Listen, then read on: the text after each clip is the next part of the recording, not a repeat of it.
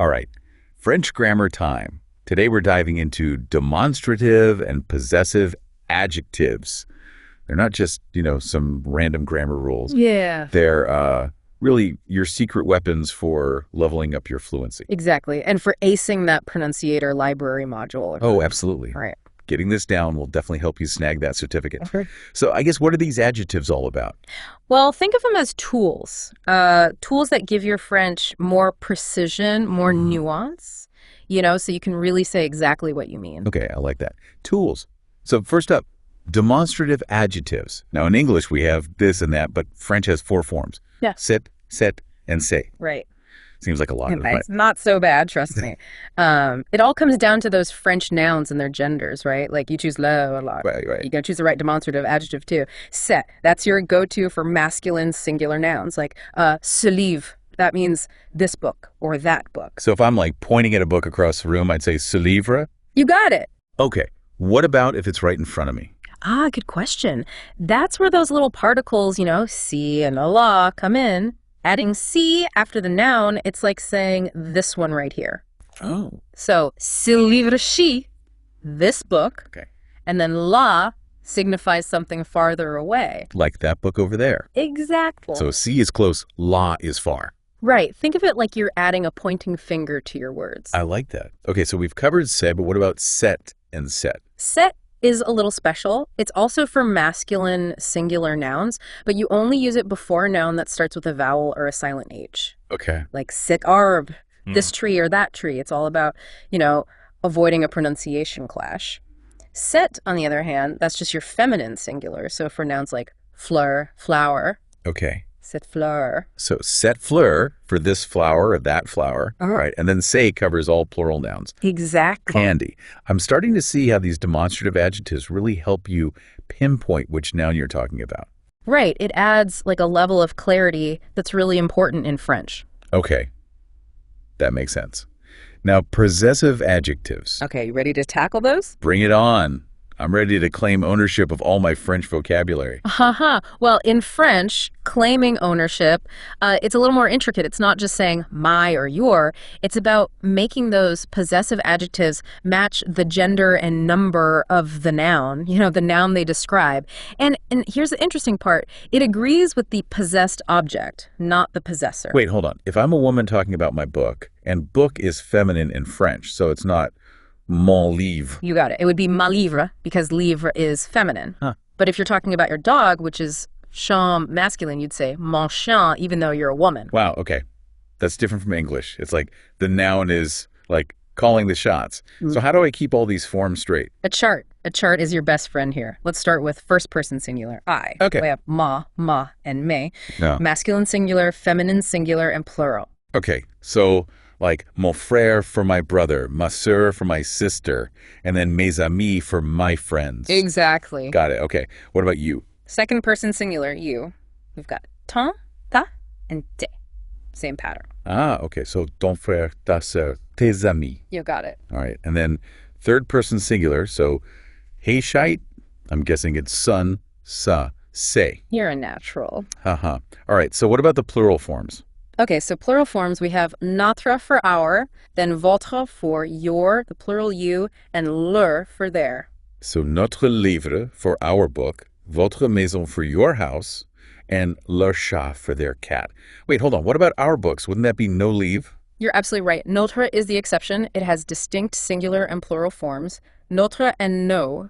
All the other possessive adjectives just stay the same. Ah, so notre is like the rebel of the possessive adjectives. I like that. Right. So what happens when we have like multiple nouns? How do those possessive adjectives behave then? Well, that's where things can get a little tricky. The key is to remember that each possessive adjective has to agree with the specific noun it's modifying, like a matching game. Right. Okay. So if I wanted to say, like, my brother's car is red, I need to make sure the possessive adjective matches car and not brother. Since car is feminine, voiture, it would be la voiture de mon frère est rouge. Exactly. You nailed it. Oh, nice. Now imagine describing your friend's cat and dog. You would say, son chat est noir et son chien est blanc. So making sure son agrees with chat, masculine, and chien, masculine. Right, okay, so each adjective matches its own noun. All right, I'm starting to feel like I'm getting the hang of this. Good. But I'm sure there are some exceptions, some tricky situations lurking out there. Of course. It wouldn't be French grammar without a few twists and turns. Right. But don't worry, we'll unpack all of that together. So let's start with idiomatic expressions, like those phrases that have their own special rules. Okay. So for example, when talking about home or work in French, right? You use à la maison and au travail, regardless of the possessor's gender. Wait, really? So even if it's my house, Exactly. I would still say je vais à la maison. Yeah. Huh. That seems counterintuitive. I know, it's just one of those things that takes some getting used to. Like, French has its own logic sometimes. Right. Another exception is with countries, regions, or states. You don't use a possessive adjective in those cases either. Interesting. So France's capital would just be like la capitale de la France. Exactly. Okay, it's like the country itself is the possessor. Right. See, these exceptions, they might seem random, but they actually, they reflect how French views these concepts. Okay. So how about we tackle a more complex scenario? Yeah. What happens when you have a compound noun, connected by a? Oh yeah, compound nouns, those can be tricky. So does the possessive adjective agree with both nouns or just one? Okay, so here's the key. If the compound noun is referring to a single concept or a shared object, you use a singular possessive adjective. But if it refers to separate possessions, then you use plural possessive adjectives. So like our house and garden would be singular because it's one property. Exactly. But his car and motorcycle would be plural because they're distinct possessions. Exactly. You got it. So you'd say, notre maison et jardin, but ses voitures et motos. Okay. It's all about understanding the underlying meaning. You know? It's like I'm starting to see how learning these finer points of French grammar, it's not just about memorizing rules, it's about understanding how French speakers think. That's a great observation. Okay. Now, remember those elisions and contractions we talked about earlier? Right. Where words change slightly before vowels or silent H. Well, those affect possessive adjectives too. Oh, right. Like how lo becomes lo before a vowel. So does mon chance too. Exactly. Mon temps and son, they become le and s before a vowel or a mute H. For example, my friend is mon ami, but my aunt becomes mon tante. Okay. And what about contractions with lo and lay? Do those apply here too? Absolutely. To thee becomes o before a masculine singular noun starting with a vowel, or mute ofu, obo, before plural nouns. So to the friends would be aux amis, but to the uncle would be à l'oncle. Wow. Okay.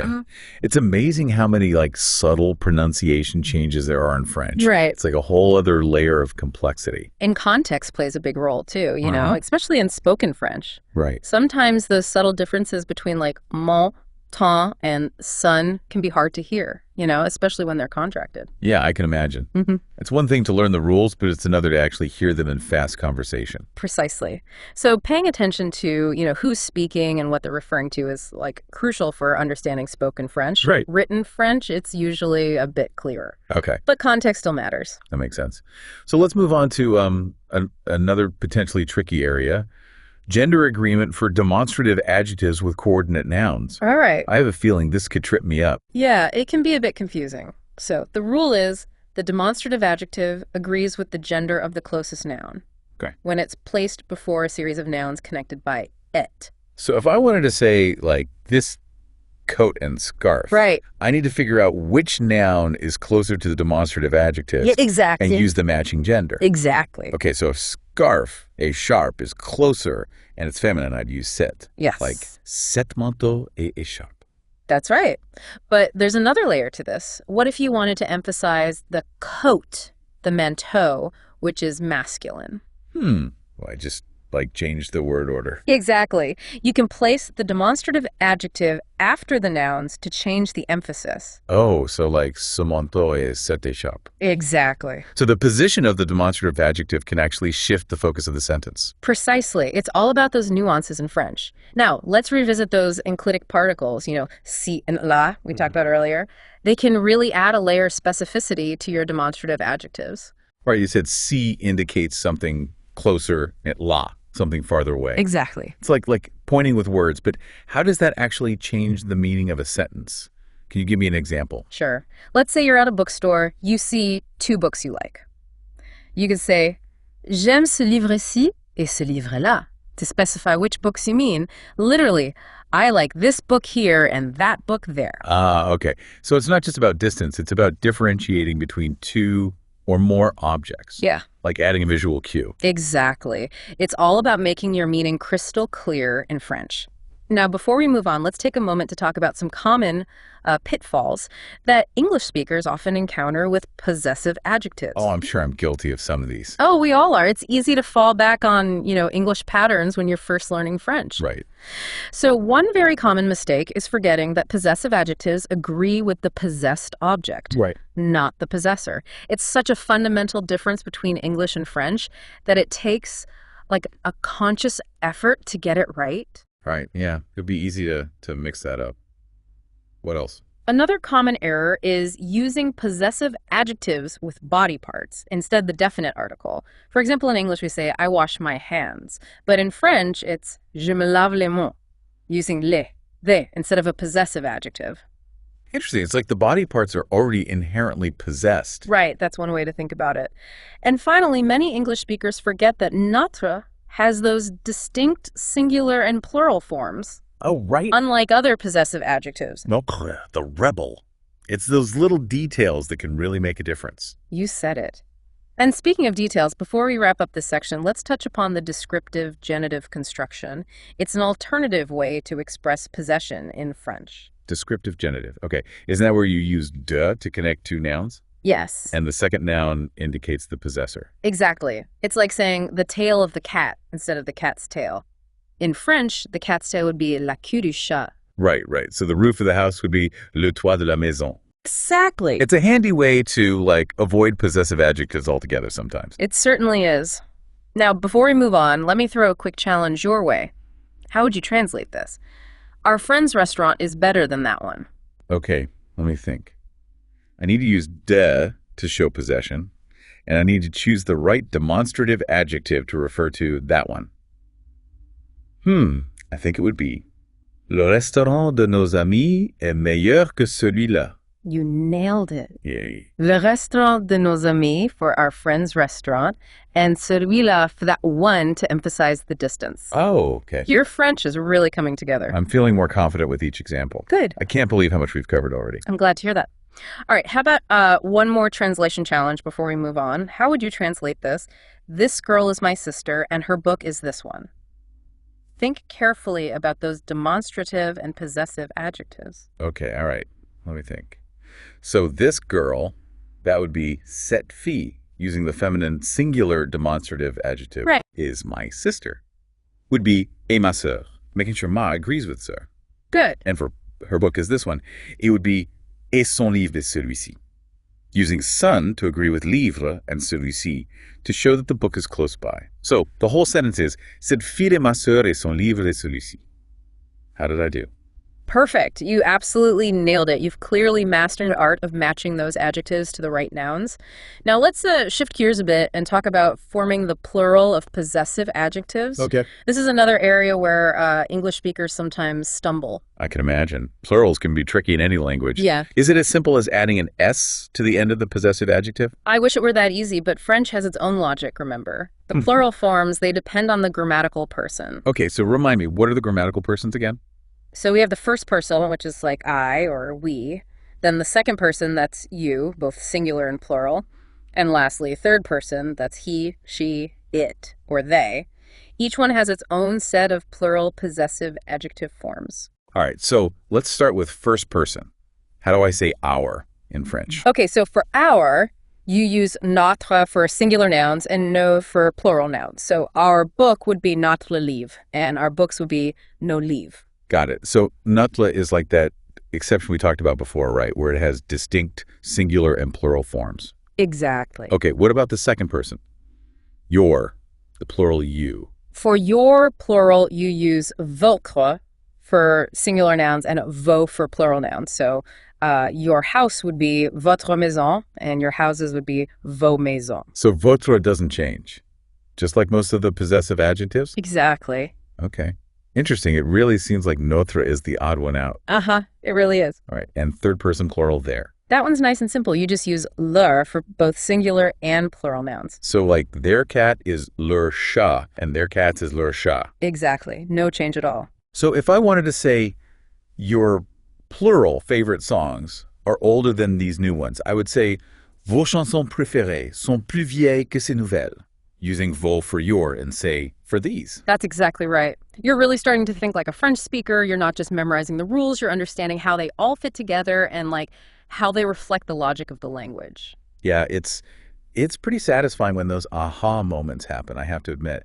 I'm really seeing how all of these, what I thought were small grammar points, can really make a difference in how you communicate in French. Absolutely. It's all connected. And that brings me to a thought-provoking question I want to leave you with.